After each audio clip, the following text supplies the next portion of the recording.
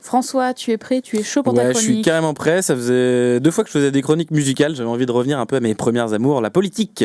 Et petite devinette, aujourd'hui, un candidat à la présidence de la République a annoncé que s'il était élu, il souhaitait abolir purement et simplement le 49.3. Mélenchon, Hamon, Marine Le Pen, Fillon.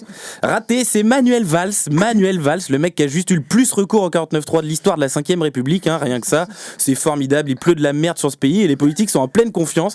Un candidat issu de l'ENA et qui a bossé en banque d'affaires ou un mec qui vient de passer 5 ans à tête du gouvernement se présente comme des candidats anti-système. Les mecs se disputent la palme de l'idiot du village. Ou alors on vit dans une gigantesque caméra cachée. Je vous laisse juger, mais pour moi on vit au royaume de l'aberration, putain. Si ça se trouve, les mecs ils se sont juste rendus compte qu'on était au bout du rouleau. Du coup, au lieu de trouver des solutions, ils se sont dit perdu pour perdu, on va faire marrer les Français avant les fêtes.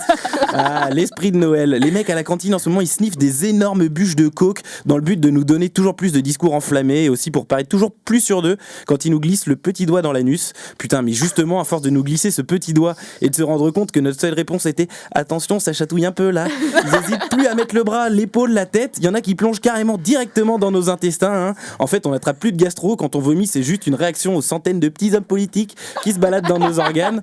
Putain, mais Manuel Valls, quoi. On a tous entendu à l'époque du bac de philo l'histoire du mec qui, au sujet de qu'est-ce que l'audace, aurait répondu c'est ça et aurait rendu feuille blanche. En fait, le gars, c'était Manu, putain.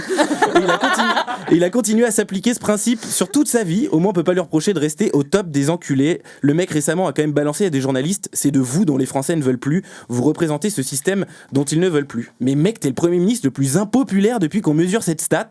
Il y a plus que 42 300 militants au PS et t'arrives à balancer des énormités pareilles. Le mec est parfaitement serein. On pourrait le choper en train de fumer des cigares avec Bachar et Poutine dans un paradis fiscal. Il arriverait quand même à nous regarder droit dans les yeux et à nous dire je suis l'humaniste qui mettra fin à l'évasion fiscale.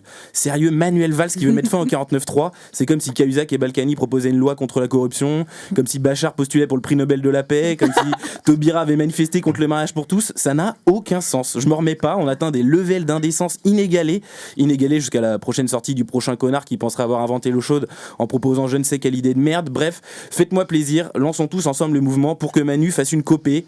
J'espère sincèrement que le gars fera pas plus de 0,3%, donc tous à vos réseaux sociaux et tous dans les bureaux de vote au premier tour de la primaire de gauche. Je le répète, Manuel Valls doit faire une Jeff Copé. Merci François. Moi, il me fait penser aux youtubeuses. J'ai testé pour vous. 49.3, je déconseille. Ouais, franchement, c'est de la merde.